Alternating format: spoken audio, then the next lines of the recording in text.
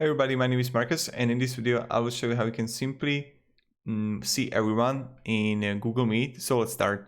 I'm going to click on new meeting and I'm going to start an instant meeting now. And now I'll just click join now. And what you want to do is this.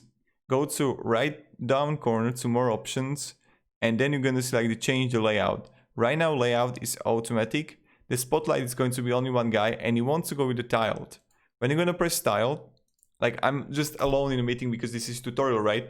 But what you want to do is when you're going to do it, you want to go here, and that's pretty much it. And that's how you do it.